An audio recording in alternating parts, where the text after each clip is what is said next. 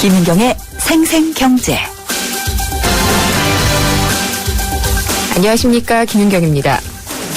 앵그리버드 많이들 아시죠? 전 세계적으로 엄청난 인기를 끈 게임인데요.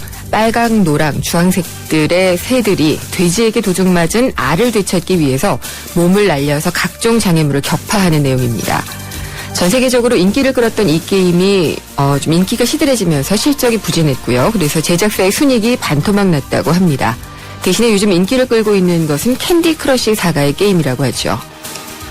앵그리맘, 앵그리 하이틴. 세월호 참사 이후에 나온 말입니다. 기업의 탐욕과 정부의 무책임에 대한 엄마들 그리고 학생들의 분노를 표현한 말인데요. 자기 자식을 잃은 것과 같은 마음으로 또 친구를 잃은 것과 같은 그런 마음으로 분노하면서 정부를 매섭게 질타하고 있습니다. 6.4 지방선거에서도 이 앵그리맘의 선택이 선거 결과를 좌우할 것이다, 이런 예측이 나오고 있습니다.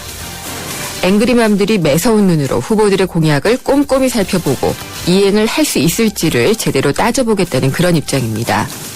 각 정당의 후보들 어느 때보다 진정성 있는 모습을 보여줘야 될 겁니다.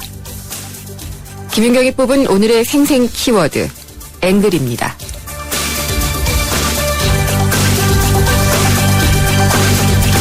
네, 오늘은 금요기획이 마련되어 있습니다. 최근 주식이나 채권 같은 전통적인 투자 자산 시장의 수익률이 떨어지면서 새로운 대체 투자처로 좀 많이 눈을 돌리고 있는데요. 사모펀드가 떠오르고 있습니다.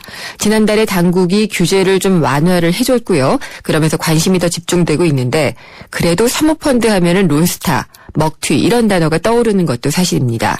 우리나라 은행이나 기업이 또 투기의 대상이 되는 건 아닌지, 경제의 위기를 초래하는 것은 아닌지 우려의 목소리도 높은데요. 사모펀드 과연 어떻게 봐야 될지를 금요기획에서 자세히 논의를 해보겠습니다. 김은경의 생생경제 1부 시작합니다.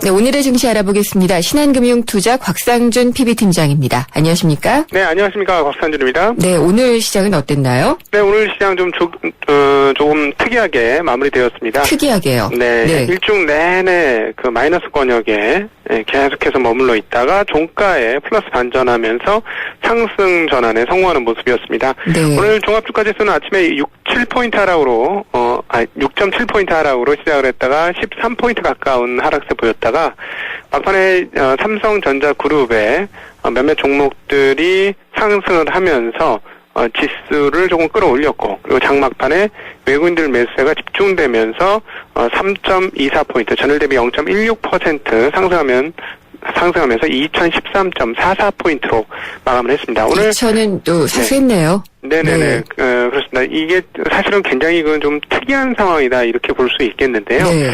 오늘 사실 루머가 굉장히 많았습니다. 그랬죠. 예, 그런데 지난 월요일 날 있었던 것과 비슷한 현상들이 있는데, 삼성그룹에서 지분을 정리하게 될 때 약 지주회사의 역할을 할 수 있는 그런 좀 수혜가 될 수 있는 그런 기업들의 주가가 상당폭 올랐는데요. 네. 지난 월요일과 마찬가지로 삼성전자, 삼성생명, 삼성물산이 크게 오르는 흐름이었습니다. 근데 오늘은 이런 주식들만 올랐던 것이 아니고 일반적인 지주회사라고 불리는 LG라든가 SK, CNC 등의 그 각 그룹별 지주사의 주가가 상당폭 오르는 모습도 확인할 수 있었습니다. 그건 왜 그랬을까요? 아마 이런 지분법에 대한, 지분 관계에 대한 이슈들이 높아지면서 그쪽으로 매개가 같이 한꺼번에 몰린 게 아닌가 싶습니다. 사실 네. 삼성전자, 생명, 물산 회사는 각각 다르지만 지주사 역할을 일정 부분 하고 있는 회사들이거든요. 그래서 그런 쪽으로 투자의 패턴이 좀 만들어진 것이다. 그리고 또 오늘 외국인들이 약 5천억 가까운 순매수를 해주었는데 이 부분이 이쪽으로 집중된 것이다라고 볼 수가 있겠습니다. 그러니까 사실은 오늘 기관은 역시나 2,000포인트 이상에서는 투신을 중심으로 한 매도가 상당폭 나와서 4천억대 중반의 매도를 보여주었는데 외국인들의 매수가 시장을 반전하는데 기여를 했는데요. 전기전자에 2천억이 집중되어졌고 다음으로는 운수장비 업종 그리고 금융업종 등으로 매수를 했습니다. 이 자금들에 의해서 주가가 상승한 것이다, 이렇게 볼 수 있는데 네. 사실 지금 세계 전체적으로 보면 조금 할 얘기가 많은 시장입니다. 재미난 시장이기도 한데요. 오늘과 더불어서 다음 주 한국 주식시장이 어떻게 될지 굉장히 관심이 높습니다. 왜냐하면은요, 최근에 외국인들이 3거래일, 이제 4거래일 동안 해서 1조대 중반 수준의 매수를 해주었거든요. 굉장히 네. 많은 양입니다. 그럼 이게 도대체 어디서 온 돈이냐? 이런 건데요. 최근에 좀 유력하게 추정이 되는 쪽은, 미국 쪽보다는 유럽 쪽 자금일 가능성이 상당히 높습니다. 왜냐하면, 유럽에서 6월달 중순쯤에는, 추가적인 양적 완화를 해야 하지 않느냐. 그동안에는, 네. 립 서비스로 그쳤던 것들이 실제적으로 이루어지는 것 아니냐라는, 지금 예상들이 계속해서 나오고 있습니다. 그런데 작년도 5월 달에 한국과 신흥국에서 경험을 했듯이 테이퍼링이 시작됐을 때 외국 자금들이 물밀듯이 그냥 쫙 빠져, 썰물 빠지듯이. 썰물 빠지듯이. 예, 쫙 빠져나갔을 때의 주력이 바로 유럽계 자금이었습니다. 그러니까 유럽계 자금이 단기 투기적인 성향들을 굉장히 높게 보여주는데요. 이번에 혹시 지난 5월과는 다른 거꾸로 된 그런 흐름들을 보여주는 것 아니냐. 왜냐하면 지금 양적 완화 규모가 1조 유로 이런 이야기가 나오고 있거든요. 네. 그렇다면 충분히 투자할 수 있다라는 거죠. 최근에 인도 증시가 정치적인 이유로 해서 주가가 올랐습니다만 단순히 그 이유뿐이겠느냐.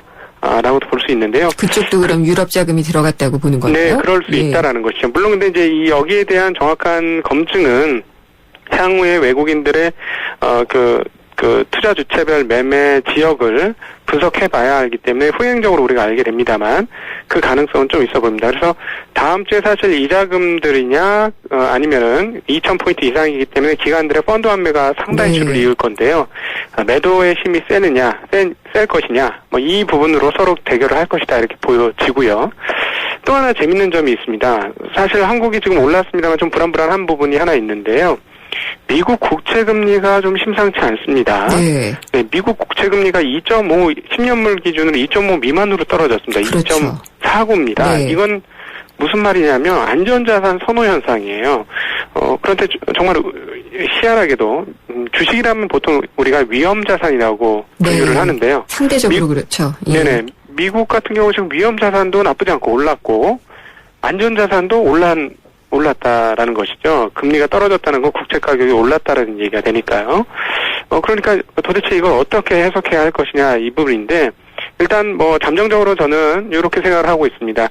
미국의 달러가 양적 완화를 통해서 엄청나게 늘어났기 때문에 양 시장에 모두 투자할 수 있을 만큼 자금이 많은 것 아니냐. 그리고 최근에 달러 약세가 이런 흐름들을 주도하는 것이고 그리고 최근에 유럽에서도 자금을 또 확대해서 풀겠다는 것도 달러 약세에 대비하기 위한 것이 아니냐. 그래서 사실 일반적으로 해석하기 좀 어렵습니다. 원래 채권이 강세면 투자 자산인 주식은 좀 약세이고 그렇죠. 예, 주식이 강세면 채권이 약세인 게 일반적인 흐름인데 지금은 일반적으로 그동안에 보여줬던 패턴과는 전혀 다르게 그 일반적 패턴으로 해석할 수 없는 부분이 나오고 있기 때문에 이런 것은 역시나 유동성 완화, 천문학적인 돈을 풀었던 것이 금융시장을 그동안의 패턴과는 좀 다르게 교란하는 것 아니냐 하는 충분히 생각해 볼 수 있는 근거가 되고 있다 이렇게 보여집니다. 그래서 다음 주에는 외국인들의 자금과 국내 매도 세력이 한판 대결을 벌일 것이고 여기서 과연 어떤 쪽으로 결론이 날지 한번 잘 지켜봐야 하는 그런 재미난 관전 포인트가 있는 한 주가 되겠습니다. 네, 체급이 좀 다르잖아요. 네네. 그러니까 예. 외국인 자금 규모가 굉장히 중요합니다. 네. 그러니까 기관들 오늘 약 5천억 가까운 그러니까 외국인들이 산 만큼 파는 모습 보여주었는데요. 꽤 나올 겁니다. 그런데 네. 2,050포인트를 기술적으로 돌파를 하게 되면 약 2년 반 동안에 이 상단 역할을 했던 2,050선이 뚫리는 것이기 때문에 의외로 큰 장이 올 수도 있다라는 점. 그러나 반대로 역시나 과거처럼 시장이 밀릴 수도 있다라는 측면에서 다음 한 주는 시장을 바라보실 때 야누스처럼 양시장 모두가 가능하다고 두 가지 얼굴을 가지고 시장을 바라보실 필요가 있지 않겠느냐 이렇게 보고 있습니다. 네, 잘 들었습니다. 다음 주에 뵙겠습니다. 네, 감사합니다. 신한금융투자의 곽상준 PB팀장이었습니다.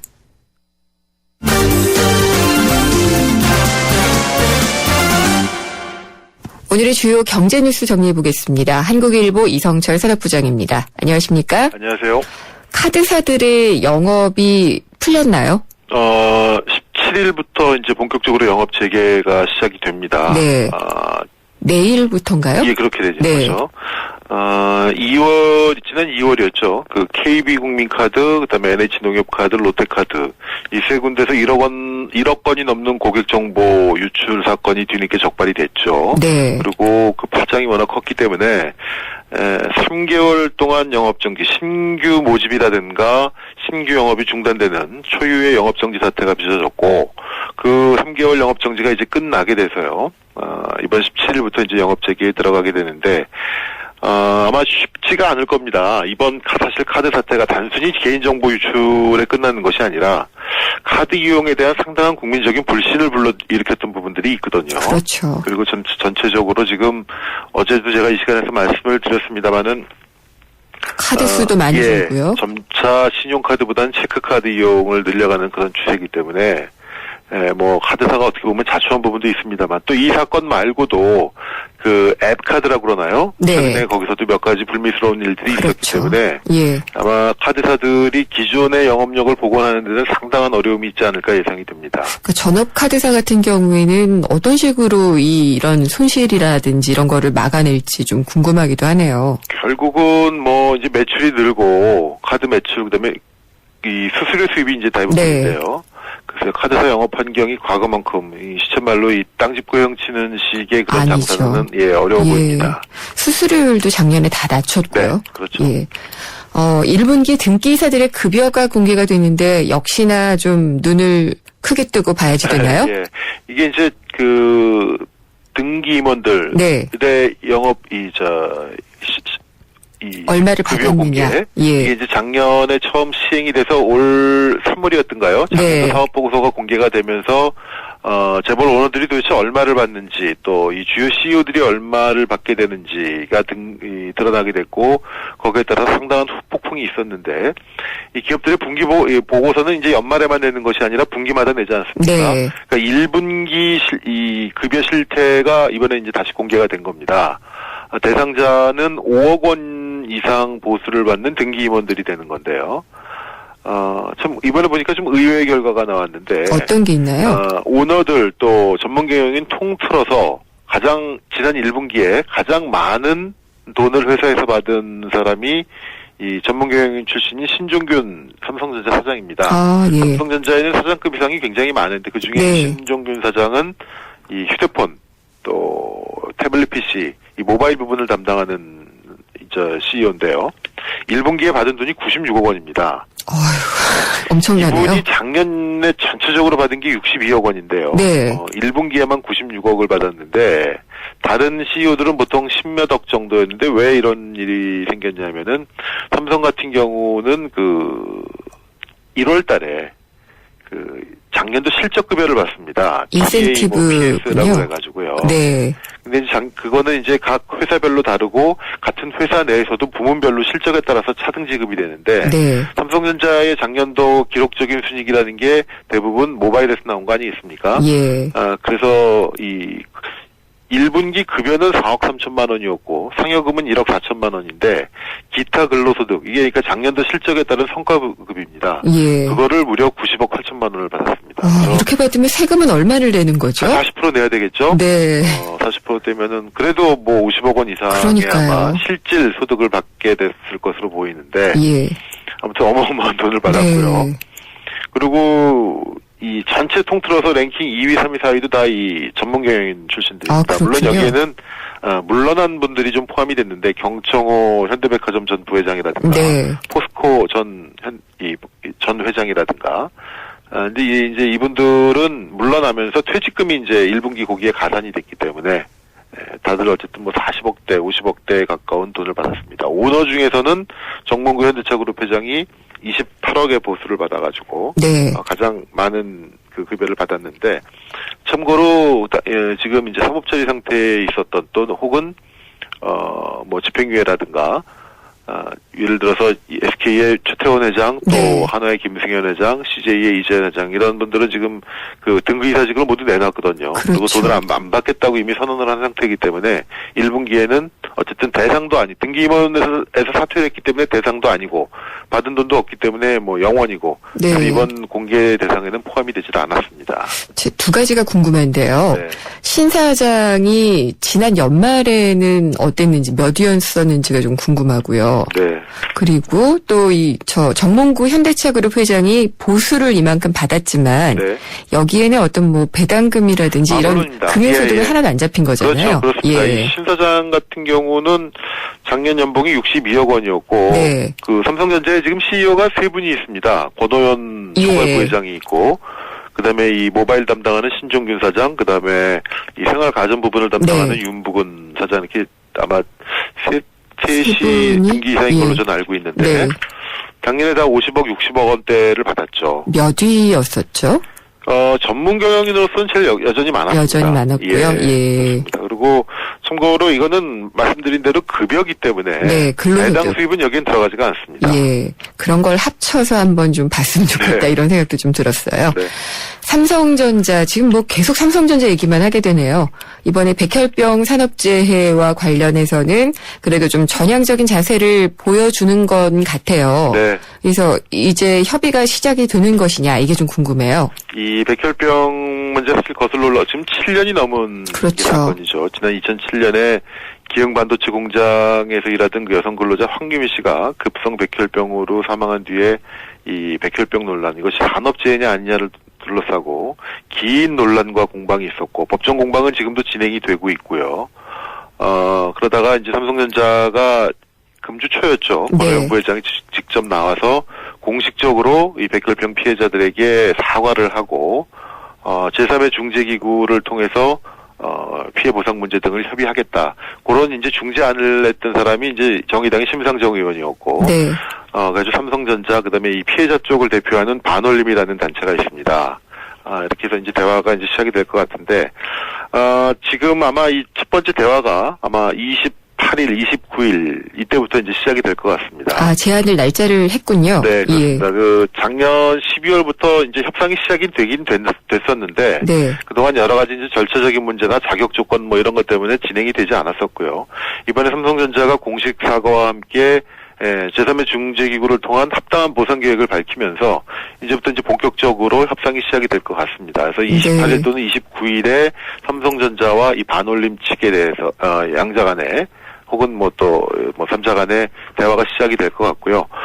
그리고 지금까지 이 소송에서 지금 법원에서 현재 이 산업재해 인정 여부를 놓고 이 피해자 쪽과 근로복지공단 간에 그 소송이 진행이 되고 있거든요. 네. 그리고 이 소송에는 삼성전자가 그러니까 피해자 쪽이 원고고 산재 여부를 판정하는 근로복지공단이 피고가 돼서 지금 이 행정소송이 진행이 되고 있는데 그동안 삼성전자가 여기에 그 보조 참가인이라는 자격으로 사실상 이 소송에 네. 관여를 해왔었습니다. 예. 그리고 어떻게 보면은 근로복지공단보다는 삼성전자가 피고의 입장에서 굉장히 그 적극적으로 이 소송에 참여를 해왔었는데 삼성이 이번에 사과를 하면서 이 소송에도 더 이상 관여하지 않겠다라고 입장을 얘기를 했고 그래서 이 소송에서 완전히 철수를 하기로 법원 측에 어제 오늘 얘기를 다 했다고 합니다. 그래서 이 소송은 이제 피해자와 근로복지공단만의 소송으로 진행이 될 것 같고요.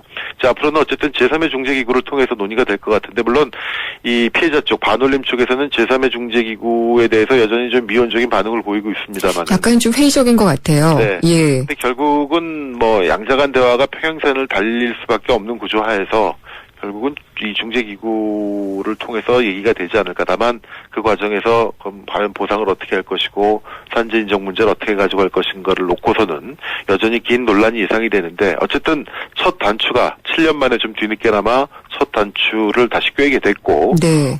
대화의 단초가 마련됐다는 점에서는 나름 긍정적으로 평가할 수도 있겠습니다. 네, 산업재해에 대한 어떤 인과관계요. 그러니까 이제 반도체 제조 공정이 백혈병을 유발하느냐라는 부분에 대해서는 여전히 말을 아끼고 있어서. 그렇죠. 이제 삼성전자는 그 부분은 뭐 인정할 수 법적으로, 없는. 법적으로 또 의학적으로 따져봐야 될 문제고, 네. 삼성전자가 산재 여부를 인정한다, 말한다에 대해서는 언급을 하지 않고 있습니다. 그거는 아마 지금 상당 부분은 인정된 건들은 많고요. 이 황유미 씨 건 같은 경우도 1심에서 인정이 됐다가 지금 근로복지공단이 항소를 해가지고 2심이 또 네. 진행이 되고 있습니다. 이게 하여튼 뭐 여러 가지 면에서 좀 생각을 많이 해봐야지 될 부분이 있어서요. 네. 예, 잘 들었습니다. 네. 감사합니다. 한국일보 이성철 산업부장이었습니다. 같은 차라도 타는 사람이 다르면 자동차 보험도 달라야 하는 거 아닌가? 악사가 시작합니다. 운전자 라이프에 최적화된 악사 맞춤 자동차 보험. 꼭 필요한 보장을 합리적인 가격으로. 악사 홈페이지에서 5분 안에 확인하세요. 악사 다이렉트. 가입 시 유의사항을 꼭 확인하세요. 네, 생생경제 1부 여기까지고요. 2부는 쇼핑몰 가는 것 같아요. 서점도 있고 또 영화관도 있습니다. 경제 영화관 시간에는 금융가의 위험한 소문, 바로 찌라시를 영화로 한 영화 찌라시를 소개를 하고요. 여기에 있는 경제 이야기를 소개를 해드리겠습니다. 그리고 경제신간에서는요. 고려대 경제학과 강수돌 교수의 잘 산다는 것, 이 책을 소개를 해드리도록 하겠습니다. 잠시 후 2부에서 뵙겠습니다. YTN Haf's English Debating Championship. YTN이 주최하고 YTN 라디오가 후원하는 2014 청소년 영어 토론 대회가 오는 7월과 8월 개최됩니다. YTN과 함께하는 꿈과 열정의 무대. 청소년 여러분의 많은 참가 바랍니다. 20년차 경제 전문 기자 김인경 기자가 전하는 알기 쉬운 경제 이야기. 김인경의 생생경제.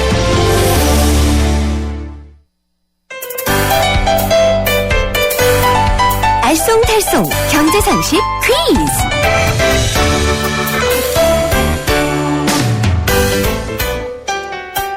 안녕하세요. 경제상식 퀴즈의 경향신문 조미덕 기자입니다. 정답을 아시는 분은 휴대전화 우물정 0945번, 0945번으로 문자메시지를 보내주세요. 오늘의 퀴즈입니다. 이것은 2009년 한 프로그래머가 만든 가상화폐입니다. 컴퓨터를 동원해야 풀 수 있는 고난도의 수학 문제를 풀면 화폐가 지급되는 시스템입니다. 지폐나 동전처럼 실제 눈으로 화폐를 볼 수는 없지만 전 세계 온라인에서 유통되고 이 화폐로 물건을 사는 상점들도 생기고 있습니다. 한국에도 지난해 4월 코빗이라는 이 화폐 거래소가 문을 열었습니다. 이 가상화폐의 이름은 무엇일까요? 1번 한머니, 2번 비트박스, 3번 비트코인. 정답을 아시는 분은 휴대전화 우물정에 0945, 0945번으로 문자메시지를 보내주세요.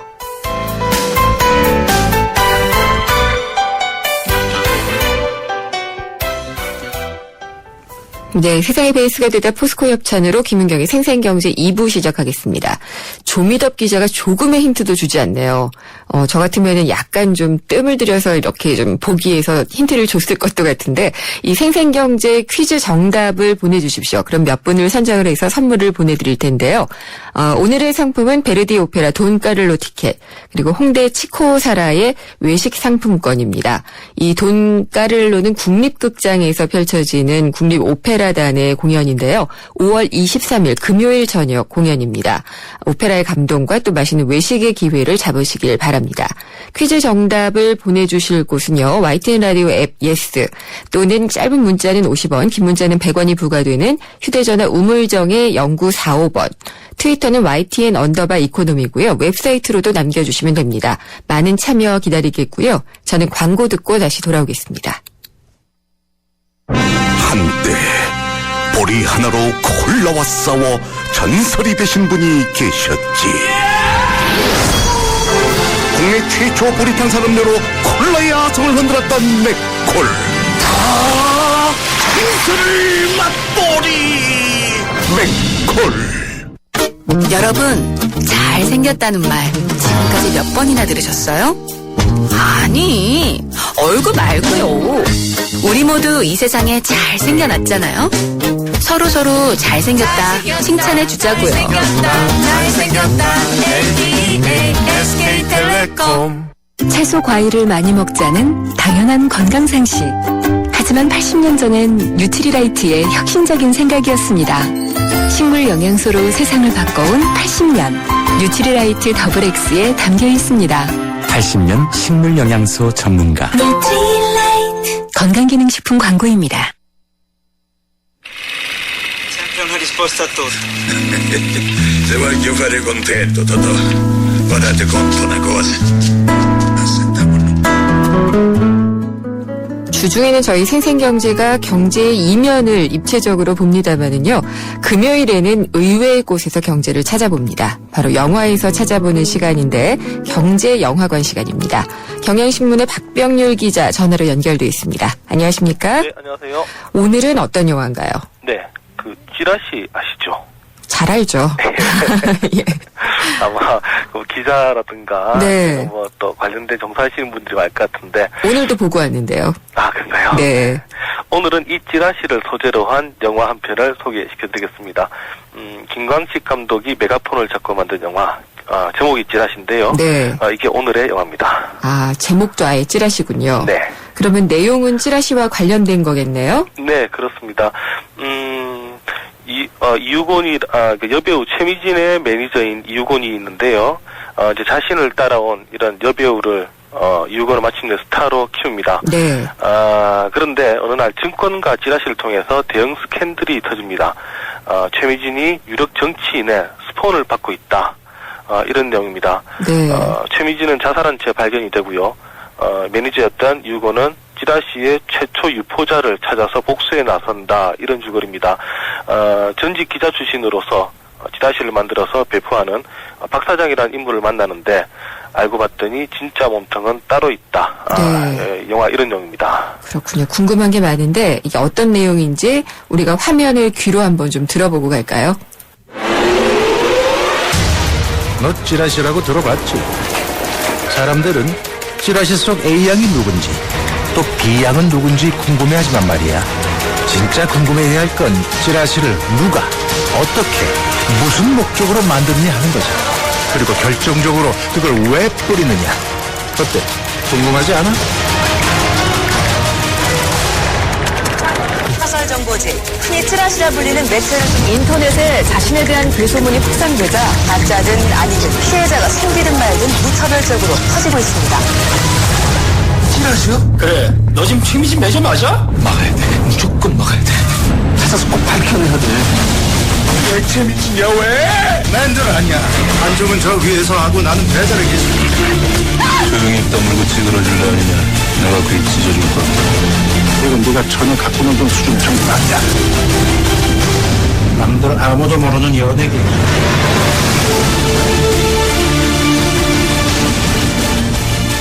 찌라시 얘기를 들으니까 이게 실제로도 한번 큰 문제가 됐었죠. 엑스파일이라고 해서. 네. 그런 일도 있었고 또 여배우가 자살한 사건도 있었기 때문에 실제로 좀 뭐랄까요. 실감나게 느껴지네요. 네, 맞습니다. 이게 실제로 뭐 최근에 뭐 찌라시 내용 때문에 일들이 상당히 많이 벌어졌기 때문에 완전히 허구라 이렇게 보기는 어렵고요. 근데 이제 이 찌라시 문제가 영화에서도 나오지만 이 사실이 아닌 이야기, 이제 그런 걸로 때문에 어떤 이제 일들이 악용될 수 있다는 게 가장 큰 문제입니다. 네. 영화상에 보면 정보맨들끼리 모여서 그때만 해도 우리 같은 사람들 입에서 나간 이 말 한마디 때문에 자신들의 인생이 한 방에 훅 가게 될 거라고는 꿈도 몰랐겠지 하면서 좀 길들대는 게 있는데요. 네. 이게 찌라시 어떤 면에서는 대중에게 공개되지 않는 내용들을 나만 홀로 훔쳐본다. 이런 좀 약간의 관음증을 자극하는 게 있기 때문에 오히려 더 시시하면서 더 잘 이렇게 전달이 되는 것 같습니다. 네. 그러니까 몇 가지는 사실로 밝혀지게 되면은 나머지의 그럴싸한 이야기도 사실처럼 느껴지게 되잖아요. 네, 맞습니다. 네. 근데 찌라시를 얼마 주고 보는지는 사실 제가 많은 분들에게 물어봤어요. 네. 그건 안 얘기해 주더라고요. 네, 예. 맞습니다. 얼마예요? 네. 이게 일단 정보다 보니까 가격이 있는데요. 확실히 찌라시 시장이 이제 존재를 하긴 합니다. 근데 일단 시장 가격이 얼마다 이렇게 뭐 공개적으로 있는 건 없는데 아무래도 하지만 내용이 좀 은밀하고 또 파괴력이 큰 정보들 그리고 많이 받지 않고 소수만 받는 정보일수록 가격이 비쌉니다. 영화상에서도 이 찌라시 시장 가격에 대한 얘기가 나오는데요. 네. 여기서 이제 찌라시를 만들어서 배포하는 그 박 사장의 직원이 이런 얘기를 합니다. 우리 찌라시는 정보 빠르기로 알아준다. 구독료는 한 달에 50만 원이다. 그리고 이제 파일을 열면 비밀번호가 설정돼 있다. 이런 얘기 하는데요. 뭐 영화상에서 내용만 본다면 한 달에 50만 원이니까 네. 연간 구독료는 한 600만 원 정도 되는 걸로 추정을 해볼 수가 있을 것 같습니다.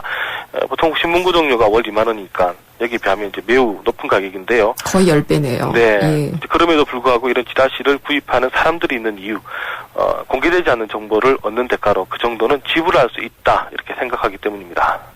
그래도 이게 찌라시가 한때는 또 이게 법적으로도 상당히 좀 이렇게 많이 걸려서 네. 없다가 요즘에 또 다시 나타나고 있는데 이게 필요하다라고 생각하는 사람들이 있기 때문이 아닌가 싶어요. 그렇죠. 예. 그리고 돈을 또 그만큼 흔쾌히 지불하고요. 네.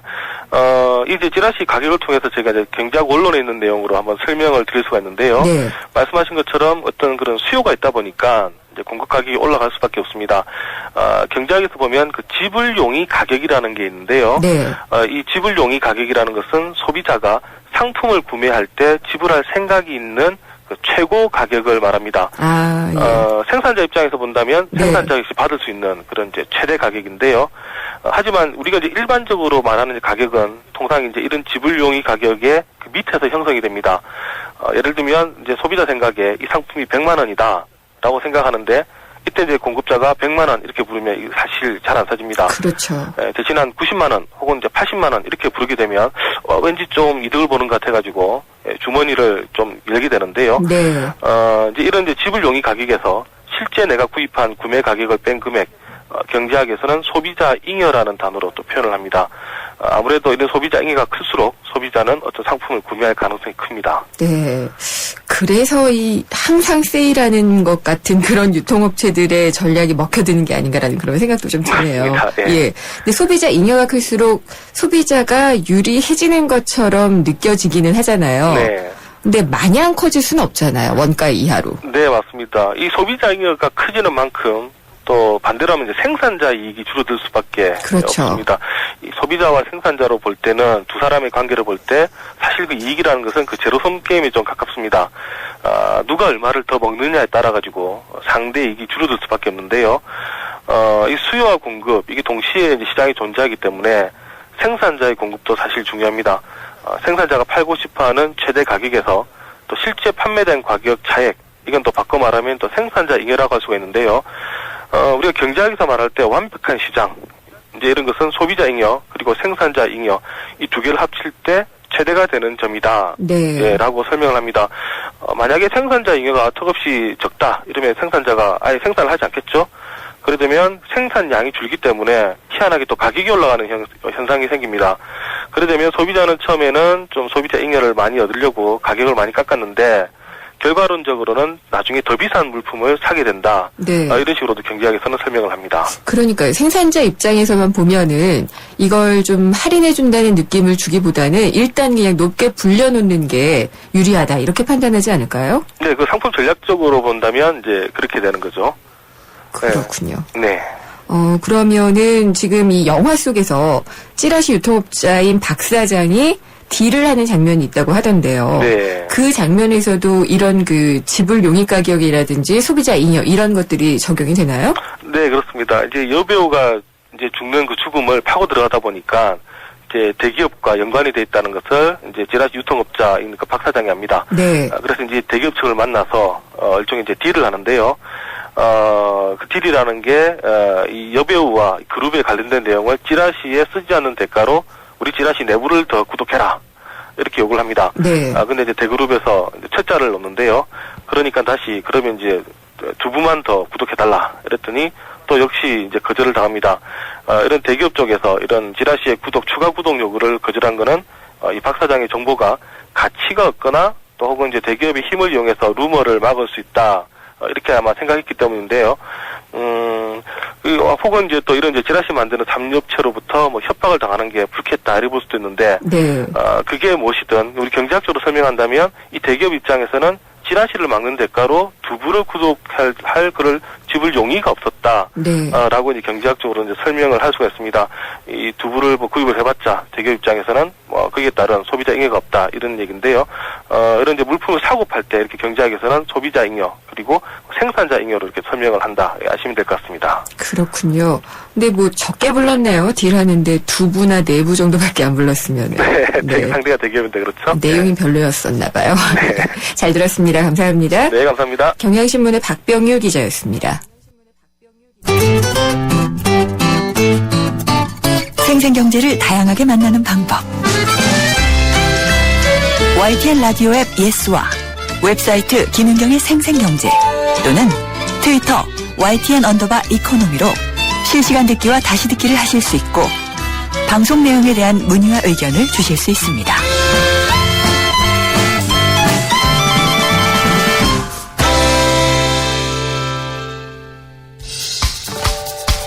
생생경제가 뽑은 이 한 권의 책, 화제의 경제 신간. 자, 이제 영화에서 경제 보셨으니까요. 이번에는 책에서 경제를 보도록 하겠습니다. 금요일마다 만나는 따끈따끈한 경제 신간입니다. 홍순철 북칼럼니스트 스튜디오에 나와 계십니다. 안녕하십니까? 예, 안녕하세요. 오늘 소개해 주실 책은 어떤 건가요? 예, 오늘 책은 잘 산다는 것이라는 제목의 책입니다. 잘 산다는 것이요? 그러면은 그게 굉장히 중의적인 의미를 갖고 있는 그렇죠. 거네요. 어떻게 사는 게 정말 잘 사는 걸까요? 네. 어떤 분이 쓰신 건가요? 예, 강수돌 교수님이 이 책을 썼는데요. 네. 잘 산다는 것 정말로 어려운 질문인 것 같아요. 네. 여러 가지 잘 산다는 것을 평가하는 기준이 좀 있는데 우리나라의 경우에는 잘 산다는 것에 대한 어떤 질문을 던지면 많은 분들이 어떤 경제적인 그렇죠. 숫자를 가지고 이야기를 하시죠. 실제로 이제 직장인들을 대상으로 중산층에 대한 설문조사를 해보니까 부채 없는 아파트 30평 이상을 갖고 있어야 되고 내 집이어야 되죠. 그렇죠. 예. 월 급여가 500만 원 이상이어야 되고 자동차는 2000cc 이상을 타야 된다. 이렇게 숫자가 들어간 기준을 중산층의 기준으로 제시를 했다고 그래요. 네. 근데 재미있는 건 프랑스 사람들에게 똑같은 질문을 던지면 조금 다른 답변이 나온다고 어떻게 합니다. 답을 하던가요? 외국어를 하나쯤 할 수 있어야 되고 직접 즐기는 스포츠가 있어야 되고 약자를 도우면서 봉사활동을 꾸준히 할 수 있어야 된다. 네, 완전히 이게 중산층이다. 다르네요. 그렇죠. 참 삶의 목표와 방향이 다르기 때문에 이런 답변의 차이가 나오는 것이 아닌가라는 생각을 해보기도 하는데 이 대목에서 과연 잘 산다는 것이 무엇인지 우리는 곰곰이 생각해 봐야 될 것 같다. 라는 생각이 드는 것이죠. 네, 강수돌 교수님이라고 하셨잖아요. 네. 교수님이면 이런 생각이 좀 들어요. 네. 그 정도면 잘 사는 거에 대한 조금 거리감 있는 얘기를 하지 않을까라는 생각이 좀 들거든요. 그렇죠. 이 책은 실천하는 경제학자라고 불리는 분이십니다. 강수돌 교수님이 쓴 책인데요. 사실은 청소년들을 위해서 쓰여진 책이에요. 약 200페이지 남짓한 아주 편안한 말투로 청소년들에게 경제를 설명해주는 그런 책인데요. 청소년을 위해 쓰여졌다고 하지만 사실은 어른들이 읽어도 전혀 손색이 없는 저는 이 책을 읽으면서 최근 성과와 숫자 중심 또 성장 우선주의가 너무나 엄청난 참사를 우리나라 국민들에게 보여주었고 트라우마를 겪고 있는데 또한 청소년들이 참 면목이 서지 않잖아요. 그렇죠. 우리 어른들이 이 어른들이 먼저 좀 이 책을 읽고 반성해야 되는 그리고 경제를 바라보는 관점을 좀 바꿔야만 하는 그런 어떤 책이 아닌가라는 생각을 하게 되는데 고려대학교 세종 캠퍼스에서 경영학을 가르치는 분이십니다. 근데 이분이 그냥 학교에서 학생들만 가르치는 게 아니고요. 자신이 살고 있는 지역 조치원 신안리의 마을 이장으로 활동하고 있어요. 이장이요? 네. 오, 굉장히 독특하네요. 그래서 실천하는 경제학자인데요. 실제로 마을 이장으로 활동하면서 고층 아파트 반대 운동에 앞장서고 있고 그 지역에서 대한공동체를 운영하면서 상당히 어떤 성과 중심의 경제에 다른 길을 제시를 하고 있는 분이라고 그러는데요. 경제 그러면 일단 좀 딱딱하다고 생각이 들잖아요. 아무래도 그렇죠. 그렇죠. 경제학 언론 교과서를 펼치면 수요와 공급의 법칙이 나오고 효율성 이야기가 나오고 가격의 결정, 시장 이런 얘기들이 나오는데 이런 어떤 기존의 경제 개념이 아니라 그야말로 잘 산다는 것. 바람직한 삶을 살기 위한 경제학은 무엇인가에 대한 이야기를 하고 있는데 저자는 그것을 일컬어서 살림살이 경제학이다. 표현을 하고 있습니다. 그게 어떤 건지 한번 낭독을 한번 들어볼까요?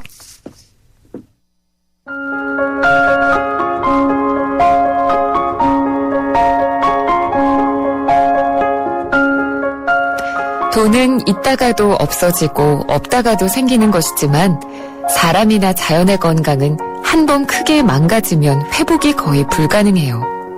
공업화를 위해선 자유나 인권을 무시해도 좋다는 분위기, 노동조합 같은 것을 해서는 안 된다는 심리적 압박, 바다나 산 같은 자연은 좀 부숴도 좋다는 식의 개념 없는 태도는 쉽게 고쳐지지 않아요. 잘 살아보자고 덤벼든 공업화, 산업화의 거센 물결 때문에 자연과 더불어 지내고 이웃과 나누며 지내던 우리의 마음은 사라지고 말았어요. 이런 현상을 보고 또 공부하면서 나는 경제가 살림이기도 하지만 죽임일 수도 있음을 느꼈죠. 그러니까 살림살이라는 게 우리가 그냥 살아가는 살림살이만 이야기하는 게 아니라 이것도 그렇죠. 중의적이네요. 중의적인 갖고 있는 거죠. 죽임에 반대되는 살림. 그렇습니다. 네. 그러니까 경제 활동을 우리가 왜 하는가? 살리기 위해서거든요. 예. 그렇죠. 정말 철학이 들어가 있는 그렇죠. 말이네요. 예. 근데 지금 우리가 가고 있는 방향은 살리기 위해서가 아니라 반대로 죽이기 위해서 경제 활동을 하고 있는 것이 아니냐.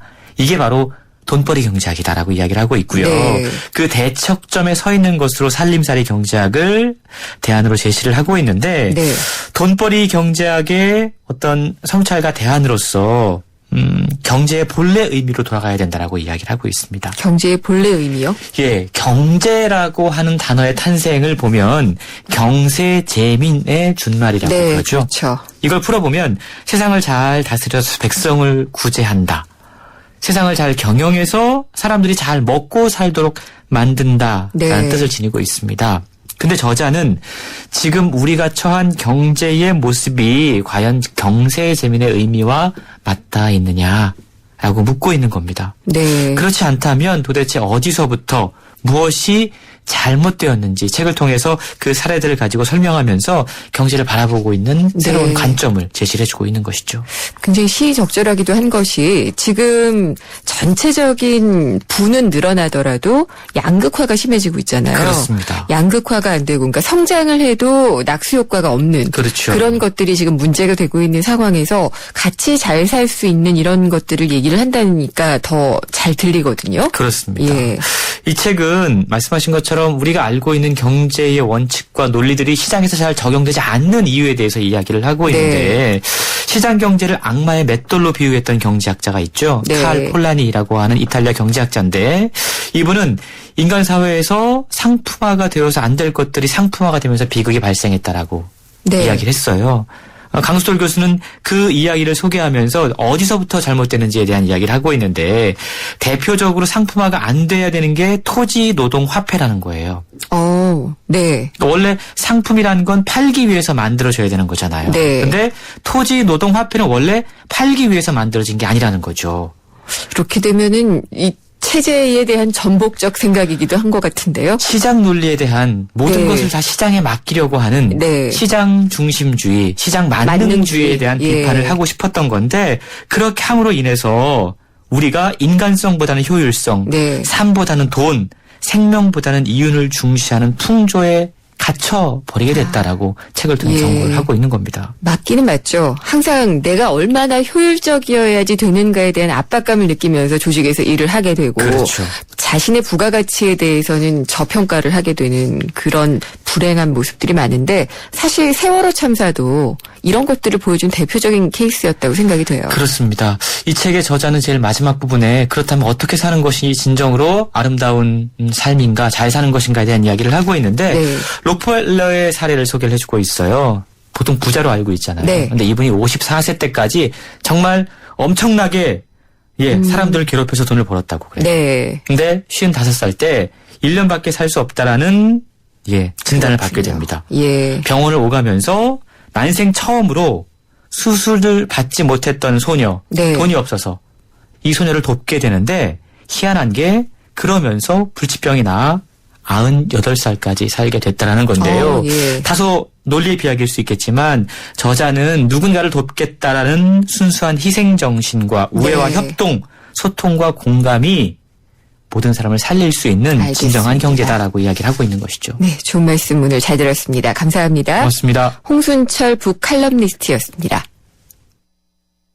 지구의 미래는 슈퍼히어로가 지키고 가족의 행복은 쉐보레가 지켜줄게요. 쉐보레 러브 패밀리 페스티벌 스파크 최대 3년 무이자 할부, 말리부 캡티바, 올란도 최대 3년 1.9% 할부, 차종에 따라 최대 100만 원 할인. 5월에도 쉐보레만 믿으세요. 홈페이지 참조 5월 31일까지. Chevrolet, find new roads. 에코로바의 산을 즐기는 새로운 생각. 따스한 햇살 속으로 배낭 하나 메고 미니멀 캠핑을 떠나보세요. 장비는 줄이고 자연을 배려하는 에코로바 미니멀 캠핑으로 당신의 산이 더 즐거워집니다. 에코로바와 함께 당신만의 산을 즐기세요. Keep your way, 에코로바. 우리 집 통신 대표번호 101. TV지를 101로, 인터넷을 101로, 홈보이도 101로, 모두 가입해. CCTV만 봐도 101로, 함께 101. 우리 집 통신은 101로 모두 다 해결해요. LG U+. 생생경제 퀴즈. 정답이 이것인데요. 가상화폐입니다. 실제 눈으로 볼 수 없는데 전 세계에서 유통이 되고 있는 그런 가상화폐 이름. 보기는 1번 한머니, 2번 비트박스, 3번 비트코인입니다. 정답 맞추신 분들께는 오페라 돈까를로 티켓과 홍대 치코사라의 외식 상품권을 드리겠습니다. 먼저 한 분을 선정을 했습니다. 6501님, 이 관련 주식 샀다가 손해를 보고 있어서 씁쓸하네요라고 하셨는데요. 먼저 오페라 티켓을 보내드리겠습니다. 기분 전환하시고요. 내시 뉴스 듣고 생생경제 3부에서 다시 뵙겠습니다.